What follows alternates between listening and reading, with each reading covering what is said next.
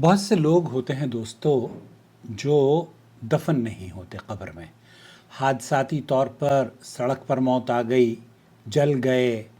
یا پانی میں غرق ہو گئے۔ کیا جنہیں دفن نہیں کیا گیا، جیسے دریا میں ڈوبنے والے، آگ میں جل کر خاک ہو جانے والے، یا جنہوں نے درندوں نے بعض ایسے بھی حادثے ہوتے ہیں کہ جانور کھا لیتے ہیں اور لاش تک کے ختم ہو جاتی ہے، کیا ان سے بھی قبر کا سوال نہیں ہوگا جو کہ جل کر خاک ہو گئے؟ دوستو، بھائیوں اور بہنوں، آپ دیکھ رہے ہیں نو ٹی وی جدہ اور میں ہوں آپ کا دوست، آپ کا ہوسٹ محمد عاقل۔ سوال یہ پیدا ہوتا ہے کہ جن کے جسم کا کوئی حصہ باقی نہیں رہا، کیا انہیں بھی قبر کا عذاب دیا جائے گا؟ اس گفتگو میں ہمارے لیے دراصل کچھ اسباق پوشیدہ ہیں اور ہمیں عبرت حاصل کرنی چاہیے، جو اللہ رب العالمین کی قدرت، موت کے بعد کی حقیقت اور اصل نجات کے اصول کی طرف لے جاتی ہے۔ سب سے پہلے ہمیں یہ سمجھنا ہوگا کہ انسان کی برزخی زندگی اس کے دفن ہونے یا نہ ہونے پر موقوف ہرگز نہیں ہے۔ اللہ تعالیٰ کی قدرت سے کوئی چیز باہر نہیں ہے۔ قرآن مجید میں اللہ رب العالمین نے متعدد آیات میں اس بات کا تذکرہ کیا ہے کہ ہم جانتے ہیں کہ زمین ان کے جسموں میں سے کچھ کھا چکی ہے اور ہمارے پاس ان کے لیے ان کی محفوظ کتاب ہے۔ ہر چیز کو ہم نے کتاب میں محفوظ کر رکھا ہے۔ شیخ عبدالعزیز بن باز مفتی مملکت سعودی عرب سے پوچھا گیا کہ میت سے کیا سوال ہوتا ہے؟ وہ چاہے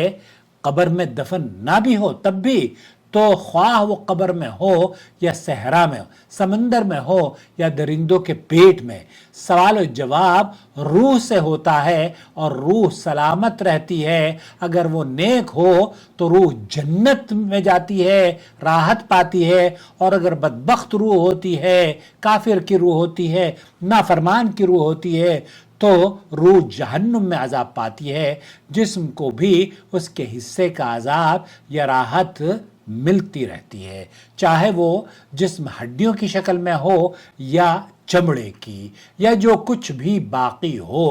اس پر اللہ تعالیٰ کی طرف سے مخصوص کیفیت کے مطابق اثر پڑتا ہے۔ برزخ میں زیادہ تر عذاب اور ثواب روح کو ہوا کرتا ہے، اور قیامت کے دن روح اور جسم دونوں کو مکمل عذاب یا نعمت حاصل ہوگی۔ اہل ایمان کے لیے جنت کی نعمتیں اور کافروں اور فاسقوں کے لیے جہنم کا عذاب۔ اب نبی کریم صلی اللہ علیہ وسلم کی وہ مشہور حدیث ملاحظہ فرما لیجئے جس میں ایک شخص نے مرنے سے پہلے یہ وصیت کی تھی کہ اسے جلا دیا جائے، پھر اس کی راکھ کو ہوا میں اڑا دیا جائے، کیونکہ وہ اللہ کے عذاب سے اتنا خوف زدہ تھا کہ اللہ تعالیٰ نے اس کے تمام اجزاء کو دوبارہ جمع کیا، اس سے سوال کیا، اور جب اس نے کہا میں نے تیرے خوف سے یہ کیا تو اللہ رب العالمین نے اسے معاف کر دیا۔ تو ایک شخص نے اپنے آپ کو یہ گمان رکھتے ہوئے، اللہ سے ڈرتے ہوئے اپنے بچوں کو نصیحت کری کہ جب میں مر جاؤں تو مجھے جلا کر خاک کر دینا، اور میری جو خاک ہوگی اس کو بھی ہوا میں اڑا دینا۔ اور وہ یہ سمجھتا تھا کہ اللہ تعالیٰ شاید اس پر قادر نہیں ہے کہ وہ اس کو جمع کرے، تو اللہ رب العالمین نے اس کو جمع کیا اور پوچھا کہ یہ تم نے ایسا کیوں کیا؟ تو اس نے کہا کہ اس لیے کہ میں تجھ سے ڈرتا تھا کہ تو مجھے کہیں عذاب نہ دے دے۔ تو اللہ تعالیٰ سے ڈرنا اور اللہ سے اچھی امید رکھنا ایک مسلمان کے لیے بے حد ضروری ہے۔ یہ حدیث ہمیں سکھاتی ہے کہ نہ کفن نہ قبر، بلکہ اصل چیز ہے دل میں اللہ کا خوف، ایمان اور سچی توبہ۔ جو بندہ تقوی والا ہے، اللہ کا خالص بندہ ہے، اس کے ساتھ خواہ وہ زمین میں ہو یا پانی میں اللہ کا فضل و کرم ساتھ ہوتا ہے۔ شیخ ابن باز یہ کہتے ہیں کہ برزخ میں روح کو عذاب و ثواب حاصل ہوتا ہے اور جسم کو بھی اس کا حصہ ملتا رہتا ہے، چاہے وہ زمین میں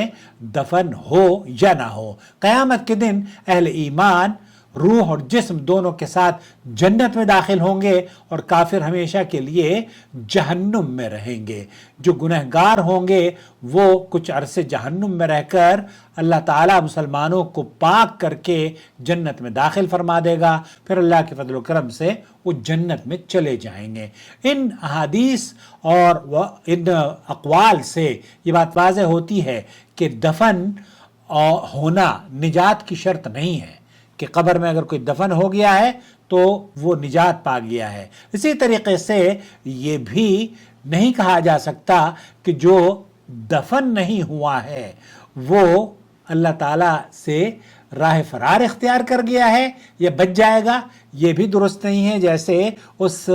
شخص نے اپنے آپ کو سپرد خاک کر دیا اور جناب اپنی راکھ کو بھی ہوا میں اڑوا دیا، اللہ تعالیٰ نے اس کو بھی جمع کر کے اس سے پوچھا تو پتہ چلا کہ وہ بھی ڈرتا تھا اللہ رب العالمین سے۔ تو ہمیں چاہیے کہ تقوی